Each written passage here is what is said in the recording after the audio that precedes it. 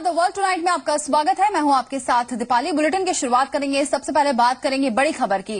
France के दौरे पर प्रधानमंत्री नरेंद्र मोदी ने आज फ्रांसीसी राष्ट्रपति फ्रांसवा ओलांद से मुलाकात की, जिसके बाद भारत और फ्रांस की तरफ से साझा बयान जारी किया गया है। मोदी के दौरे में दोनों देशों के बीच कुल 17 समझौते पर दस्तखत हुए हैं, जिसके तहत फ्रांस ने आने वाले समय में भारत में 2 अरब यूरो का निवेश करने का फैसला किया है। दोनों देशों के बीच रक्षा और तकनीक के क्षेत्र में कई समझौते हुए हैं। साथ ही अंतरिक्ष, रेल, व्यापार समेत कई क्षेत्रों में अहम समझौते भी हुए हैं। ओलांद ने कहा है कि उनका देश भारत में 3 स्मार्ट सिटी बनाने में मदद करेगा। उन्होंने कहा है कि भारत और फ्रांस आतंकवाद के खिलाफ मिलकर लड़ेंगे।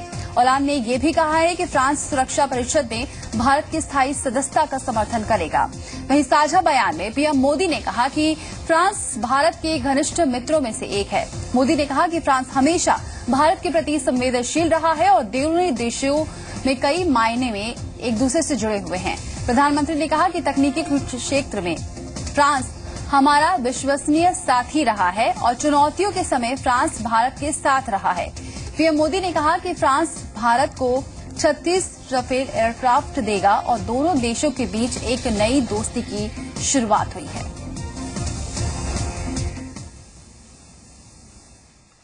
Very strong relations. Our cooperation goes back a long time in the area of defense and other areas. France has always been a reliable partner. Fighter jets, submarines are just part of the different sorts of cooperation or areas of cooperation that we have enjoyed. France has always kept in mind our requirements, our critical requirements, and this in time and over time, but they are also long in the potential that they have. We can say that France represents our closest friends and family. And as the President said, we share the same values, the same principles. And when one is in need or when one is in a और France और भारत के बीच में 50 साल की दोस्ती पर stamp जारी किया गया है। मोदी के फ्रांस दौरे से दोनों देशों के रिश्ते और मजबूत हो गए हैं। वहीं प्रधानमंत्री नरेंद्र मोदी ने सेन नदी में नाव पर फ्रांसीसी राष्ट्रपति और बड़े अधिकारियों के साथ चर्चा की है। उन्होंने सेन नदी की नाव से सैर की और भारत में नदियों को सेन की तरह कैसे साफ सुथरा रखा जा सके, इस बारे में भी चर्चा की।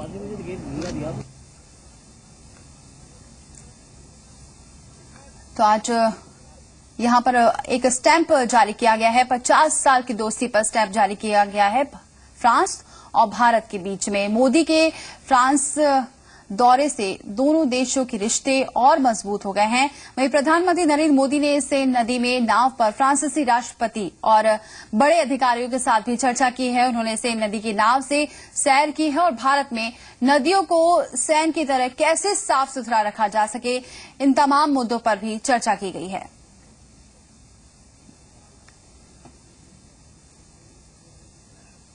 तो आज फ्रांस और भारत के बीच में 50 साल की दोस्ती पर यह स्टैंप जारी किया गया है। साथ ही मोदी ने कहा है फ्रांस दौरे से दोनों देशों के रिश्ते और मजबूत होंगे।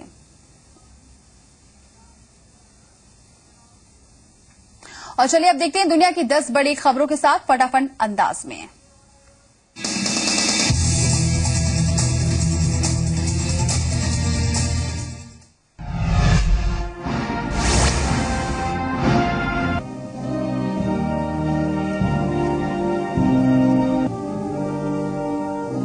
फ्रांस पहुंचे भारतीय पीएम मोदी का भव्य स्वागत हुआ है। इसके बाद मोदी यूनेस्को के मुख्यालय पहुंचे। यहां उन्होंने सबसे पहले आध्यात्मिक गुरु और दार्शनिक अरविंदो को श्रद्धांजलि दी। इसके बाद पीएम ने लोगों को संबोधित किया। मोदी के संबोधन से पहले वेन्यू में भारत माता की जय के नारे भी लगे। मोदी ने अपने भाषण के दौरान शिक्षा को सभी धनों में सबसे अनमोल बताया। उन्होंने कहा कि शिक्षा और शांति के क्षेत्र में यूनेस्को की भूमिका बहुत अहम रही है। पीएम ने कहा है कि हम डिजिटल इंडिया के रास्ते पर चल रहे हैं, इससे विकास के रास्ते खुलेंगे।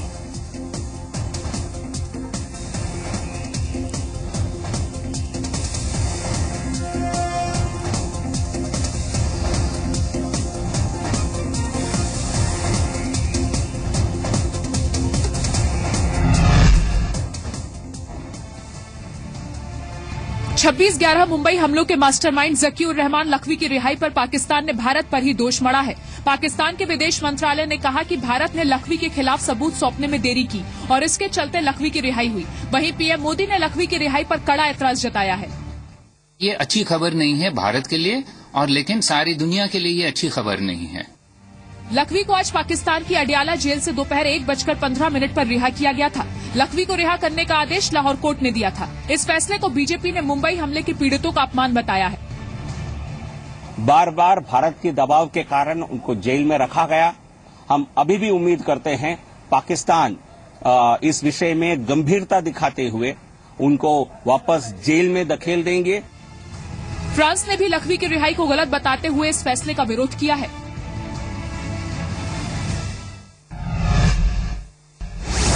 यमन में भारत का ऑपरेशन राहत पूरा हो चुका है। भारत का ऑपरेशन राहत 1 अप्रैल से 9 अप्रैल के दौरान चला और इस दौरान भारत ने यमन से अपने 4,640 नागरिकों को सुरक्षित निकाल लिया है। इसके अलावा 41 देशों के 990 नागरिकों को भी भारत ने वहां से बाहर निकाला है।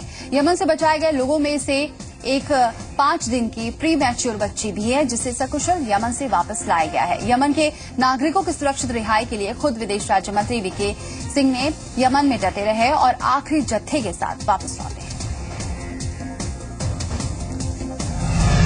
पाकिस्तान यमन में हूती विद्रोहियों के खिलाफ जारी सैन्य ऑपरेशन में हिस्सा नहीं लेगा। संसद में 3 दिन तक चली बहस के बाद पाकिस्तानी सांसदों ने सैन्य कार्रवाई में शामिल होने के खिलाफ वोटिंग की। यमन में सऊदी अरब के नेतृत्व में हूती विद्रोहियों के खिलाफ ऑपरेशन चलाया जा रहा है, जिसमें सऊदी अरब ने पाकिस्तान से सैन्य मदद की मांग की थी, लेकिन पाकिस्तानी सांसदों ने सर्वसम्मति से इस प्रस्ताव के पक्ष में वोट किया कि पाकिस्तान यमन में निष्पक्ष रहेगा। वहीं पाकिस्तान यमन से अपने सभी नागरिकों को सुरक्षित निकालने में भी कामयाब रहा है। दुनिया की सबसे ऊंची पर्वत चोटी यानी कि माउंट एवरेस्ट का खोखला कर चीन उसके नीचे से सुरंग बनाने की तैयारी कर रहा है। इस सुरंग के जरिए चीन अपने यहां से नेपाल तक ट्रेन चलाने की योजना बना रहा है। चीन के सरकारी अखबार चाइना डेली को चीन के रेल एक्सपर्ट वांग मैंगशू ने बताया है कि लाइन कोमोलंगमा से होकर गुजरेगी। चीनी एक्सपर्ट का कहना है कि मुश्किल पहाड़ी रास्तों की वजह से चीन नेपाल के बीच चलने वाली प्रस्तावित ट्रेनों की स्पीड 120 किलोमीटर प्रति घंटे होगी। इस रेल लाइन का मकसद नेपाल से नजदीकी के अलावा भारतीय बाजार तक आसानी से चीनी माल पहुंचाना बताया जा रहा है। अफगानिस्तान में अमेरिकी सैनिकों के काफिले को निशाना बनाकर आज आत्मघाती हमला किया गया। हमले में 3 अफगान नागरिकों की मौत हो गई है, जबकि 4 लोग जख्मी हो गए हैं। आत्मघाती हमला जलालाबाद में अमेरिकी सैन्य अड्डे के बाहर हुआ, जब सैनिक गश्त के बाद वापस लौट रहे थे। हालांकि हमले में सभी अमेरिकी सैनिकों को कोई नुकसान नहीं पहुंचा है। अमेरिकी सैन्य अड्डा जलालाबाद हवाई अड्डे के पास है और ये इलाका इमारतों और दुकानों से घिरा हुआ है। साल 2014 में अफगानिस्तान में नाटो मिशन खत्म होने के बाद ये इस तरह का पहला हमला था जिसमें अमेरिकी सैनिकों को निशाना बनाने की कोशिश की गई। इटली के मिलान शहर में एक शख्स ने कोर्ट में घुसकर 3 लोगों की हत्या कर दी, जबकि चौथा शख्स परिसर में मरा हुआ मिला। बताया जा रहा है कि उसकी मौत दिल का दौरा पड़ने से हुई। आरोपी शख्स हमले के बाद मोटरसाइकिल से फरार हो गया था, जिसे बाद में गिरफ्तार कर लिया गया। आरोपी शख्स का नाम क्लाउडियो जार्डियालो है, जो दिवालियापन के मामले में आरोपी है। बताया जा रहा है कि उसने दिवालियापन से जुड़े केस की सुनवाई करने वाले जज, अपने पूर्व वकील और एक अन्य शख्स पर गोली चलाई। बताया जा रहा है कि कोर्ट का एक मेटल डिटेक्टर खराब था, इसी वजह से वो कोर्ट में बंदूक लेकर घुसने में कामयाब रहा। गुरुवार रात से अमेरिका के 3 प्रांतों पर बवंडर का खतरा मंडरा रहा है। अमेरिका नेशनल वेदर सर्विस का कहना है कि आयोवा, इलिनॉय और ओहियो में बवंडर से नुकसान की आशंका है। मौसम विभाग ने चेतावनी जारी करते हुए लोगों को सतर्क रहने की सलाह दी है। इतना ही नहीं, चक्रवाती तूफान की वजह से बारिश की भी आशंका जताई जा रही है। इमरजेंसी सेंटर की तरफ से भी मिली जानकारी के मुताबिक तूफान से इलिनॉय में एक शख्स की मौत हुई है, साथ ही कुछ लोगों के जख्मी होने की भी खबरें हैं। हालात को देखते हुए प्रशासन मुस्तैद है और राहत बचाव के इंतजाम किए जा रहे हैं। 2016 में अमेरिका में होने वाले राष्ट्रपति चुनाव में पूर्व विदेश मंत्री हिलेरी क्लिंटन डेमोक्रेटिक पार्टी की तरफ से उम्मीदवार हो सकती हैं। न्यूयॉर्क डेली न्यूज में छपी खबर के मुताबिक आने वाले कुछ दिनों में उम्मीदवारी को लेकर हिलेरी क्लिंटन के नाम का ऐलान हो सकता है। इससे पहले खुद हिलेरी क्लिंटन भी कई मौकों पर राष्ट्रपति चुनाव लड़ने की बात कह चुकी हैं। हिलेरी साल 2008 में डेमोक्रेटिक पार्टी की तरफ से उम्मीदवारी की रेस में थी, लेकिन अमेरिकी राष्ट्रपति बराक ओबामा ने बाजी मारी थी। ओबामा का दूसरा कार्यकाल 2015 के आखिरी में खत्म हो रहा है। हिलेरी अगर अमेरिकी की राष्ट्रपति चुनी जाती हैं तो वो पहली महिला राष्ट्रपति होंगी। पाकिस्तान में महिलाओं को सफर करने में किसी तरह की दिक्कत न हो, इसके लिए स्पेशल ऑटो सर्विस शुरू की गई है। महिलाओं को पब्लिक ट्रांसपोर्ट की दिक्कतों से निजात दिलाने के लिए सारा नसीम ने पिंक रिक्शा सर्विस शुरू कर दी है। पिंक ऑटो रिक्शा में सिर्फ महिलाएं ही सफर कर पाएंगी और महिलाएं ही चलाएंगी। पाकिस्तान के non profit environment protection fund की प्रेसिडेंट जारा असलम का कहना है कि ये कदम महिलाओं को सशक्त बनाने के लिए उठाया गया है। आपको बता दें कि एक पिंक ऑटो रिक्शा की कीमत 3 लाख रुपए है और ऐसे लगभग 25 रिक्शे पाकिस्तान की सड़कों पर उतारे जाएंगे।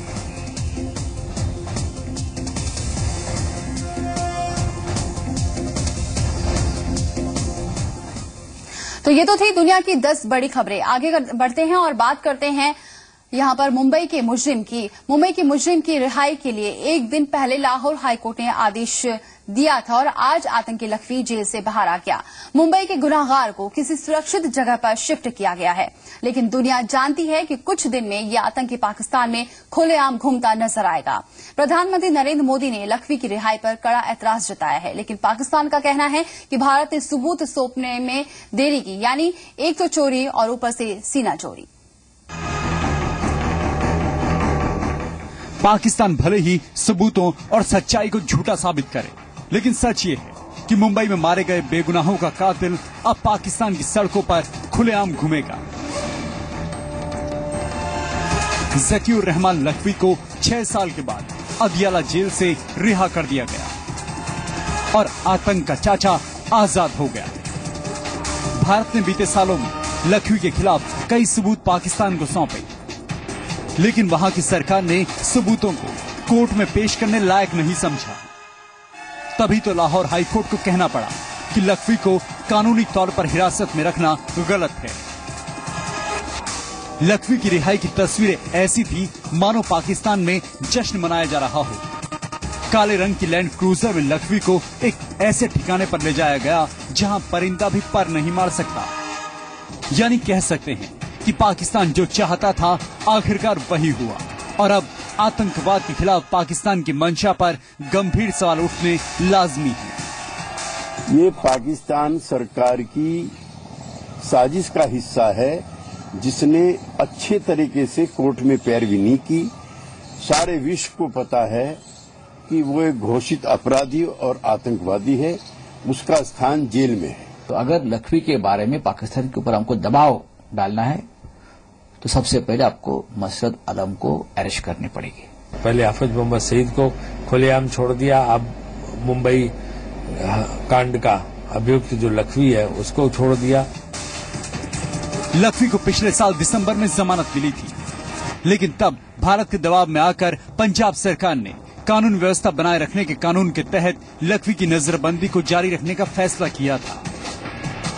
हालांकि जेल में बंद रहने के दौरान भी लखवी को 5 स्टार ट्रीटमेंट मिलता रहा और अब एक बार फिर लखवी को पाकिस्तान में चल रही आतंक की फैक्ट्री से मौत और दहशत फैलाने का फ्री लाइसेंस मिल चुका है। लखवी का रिहा होना हमारे मुंह में एक तमाचा है। हमारे पास घंटों घंटों के टेप हैं जिसमें कि ज़कीउर रहमान लखवी की आवाज है, वो किस तरह कराची के कंट्रोल सेंटर से ये पूरा नाटक 26/11 का चलवा रहा है और पाकिस्तान कहता है कि एविडेंस नहीं है। कुल मिलाकर देखा जाए तो पेशावर के स्कूल में बच्चे मरते हैं तो पाकिस्तान को कोई फर्क नहीं पड़ता। आतंकवादी हमलों में आए दिन पाकिस्तान के सैकड़ों निर्दोष लोगों की बलि ले ली जाए, पाकिस्तान को इससे भी कोई फर्क नहीं पड़ता। दुनिया पाकिस्तान की नीयत को शक की नजर से देखे, उसे इससे भी फर्क नहीं पड़ता, क्योंकि पाकिस्तान को अगर फर्क पड़ता तो वो मुंबई के मुजरिम को यूं रिहा नहीं करता। ब्यूरो रिपोर्ट, जी मीडिया। यमन में भारत का ऑपरेशन राहत खत्म हो चुका है और हजारों भारतीयों की सुरक्षित वतन वापसी हो चुकी है, लेकिन यमन में हालात ठीक नहीं हैं। ईरान से मिल रही खबरों के मुताबिक हूती विद्रोहियों के खिलाफ जंग के लिए सऊदी अरब ने अपनी जेलों से अलकायदा के आतंकियों को रिहा किया है। खास बात यह है कि सऊदी अरब की सैन्य कार्रवाई का अमेरिका समर्थन कर रहा है। ये वही अमेरिका है जिसने अलकायदा के सभी बड़े आतंकी लादेन को मार गिराया था। यमन से भारत अपने 4,640 नागरिकों को सुरक्षित निकालने में कामयाब रहा। इतना ही नहीं, 41 देशों के नागरिकों को भी युद्धग्रस्त यमन से बाहर निकालने में भारत ने अहम भूमिका निभाई। इन देशों में अमेरिका, जर्मनी और फ्रांस भी शामिल थे। देखिए, हालात पूरे इलाके में लड़ाई चल रही है। कल जब हम उतर रहे थे जहाज से सना के अंदर, तो उस समय पर एयर स्ट्राइक जारी थी, बल्कि हमारे हवाई जहाजों को बोला गया एक बार कि आप वापस चले जाइए। फिर बड़ा मुश्किल से परमिशन वगैरह लेकर हम लोग। वहीं पड़ोसी पाकिस्तान भी अपने ऑपरेशन को पूरा कर चुका है और उसने यमन में विद्रोहियों के खिलाफ चलाए जा रहे ऑपरेशन में शामिल न होने का भी फैसला किया। यमन के अंदर छिड़ी जंग इस वक्त पूरी दुनिया के लिए चिंता की वजह बनी हुई है। इस वक्त हालात बहुत खराब है, आपस में क्लैशेस हो रहे हैं और सऊदी गवर्नमेंट और शिया की, और रोज रात को मतलब अटैक होता है। इसके लिए स्कूल वगैरह बंद है और कामकाज ठप हो गया है। हूती विद्रोही एक के बाद एक अलग अलग शहरों में सुरक्षा बलों के खिलाफ मोर्चा खोल रहे हैं और सऊदी अरब के नेतृत्व में आसमान से विद्रोहियों पर हमले किए जा रहे हैं। लेकिन अब खुलासा हुआ है कि विद्रोहियों के खिलाफ जंग में सऊदी अरब आतंकी संगठन अल कायदा की भी मदद ले रहा है। ईरान की न्यूज एजेंसी फार्स ने दावा किया है कि विद्रोहियों के खिलाफ अपने ऑपरेशन को अंजाम देने के लिए सऊदी अरब ने अल कायदा आतंकियों को अपनी जेलों से रिहा किया है। ईरान की न्यूज एजेंसी ने यमन के सेना अधिकारी से बातचीत के आधार पर दावा किया कि सऊदी अरब ने करीब 5,000 भाड़े के आतंकियों को यमन में विद्रोहियों से लड़ने के लिए भेजा है। ये खुलासा ऐसे वक्त पर हुआ है जब विशेषज्ञों ने चेतावनी दी है कि यमन के खिलाफ ऑपरेशन में सऊदी अरब की बड़ी हार हो सकती है। यमन में जारी जंग में अमेरिका भी सऊदी अरब का समर्थन कर रहा है। ऐसे में अगर ये खबर सही है कि सऊदी अरब अल कायदा की मदद ले रहा है, तो इससे एक बार फिर अमेरिका के दोहरे चरित्र का खुलासा होता है। अमेरिका इससे पहले ईरान को भी यमन में विद्रोहियों का साथ देने से मना कर चुका है। ब्यूरो रिपोर्ट, जी मीडिया। तो सीरिया और इराक में आईएसआईएस के आतंकी कई तस्वीरें आप देख चुके हैं। आज तक आपने इस्लामिक स्टेट के आतंकियों के चेहरे नहीं देखे होंगे क्योंकि चेहरे नकाब से ढके होते हैं, लेकिन अब सीरिया में तैयार हो रही है इसी तरह नकाबपोश महिला आतंकियों की फौज, जो खतरनाक हथियारों से खिलौनों की तरह खेल रही है। सीरिया में तैयार हो रही इस लेडी टेरर ब्रिगेड को देखिए।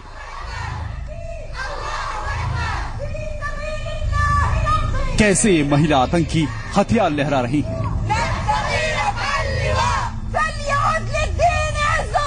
जिन हथियारों को देखकर सामने खड़े शख्स की रूह कांप जाए।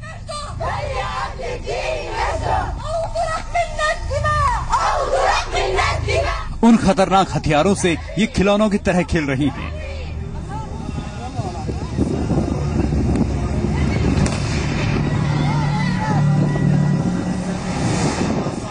ये तस्वीरें सीरिया के रक्का शहर में चल रहे उस कैंप की हैं, जहां महिला आतंकियों को ट्रेनिंग दी जा रही है।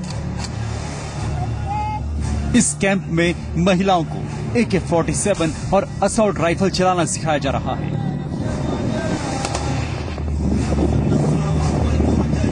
इतना ही नहीं, ट्रेनिंग के दौरान इन महिला आतंकियों को जिहाद के नाम पर नारे लगाते भी सुना जा सकता है।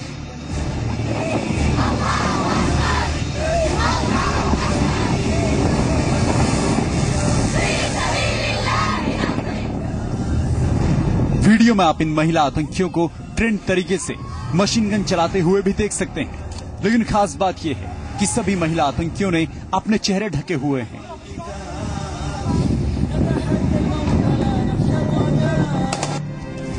इसी तरह आईएसआईएस के आतंकी भी नकाब पहनकर हमलों को अंजाम देते हैं।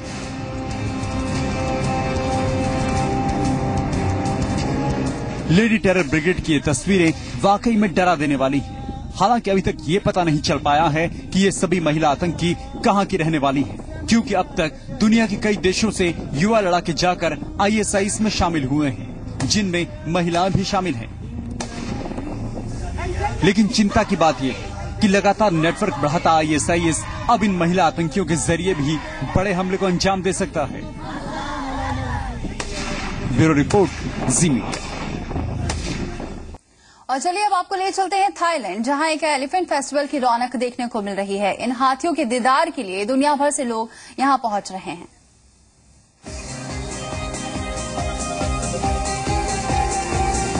थाईलैंड अपनी खूबसूरती के लिए दुनिया की सबसे नामचीन टूरिस्ट डेस्टिनेशंस में शुमार है। वहीं थाईलैंड के हाथी भी दुनिया भर में फेमस है और अगर मौका हो एलिफेंट वाटर फेस्टिवल का तो फिर कहने ही क्या। देखिए कैसे बेहद ही ब्राइट कलर्स में ये सारे हाथी सजे हुए हैं, गुलाबी, हरे, लाल, नीले, पीले। अब मौका खास हो तो इन हाथियों का भी सजना तो बनता ही है। ये वाटर फेस्टिवल बैंकॉक से 80 किलोमीटर दूर अयुथाया में मनाया जा रहा है। हर साल इस समारोह का आयोजन थाई न्यू ईयर से बिल्कुल पहले किया जाता है। आप देख सकते हैं कि कैसे ये टूरिस्ट हाथियों के साथ एंजॉय कर रहे हैं, साथ में पानी की ढेर सारी बौछारें। आपको बता दें कि थाईलैंड में हाथी पर्यटकों के आकर्षण का केंद्र रहते हैं और इस तरह के फेस्टिवल्स पर भारी संख्या में पर्यटक थाईलैंड पहुंचते हैं। खैर, थाईलैंड जाकर हाथियों के साथ ये पानी की होली खेलने का मौका भला कौन छोड़ना चाहेगा। ब्यूरो रिपोर्ट, जी मीडिया।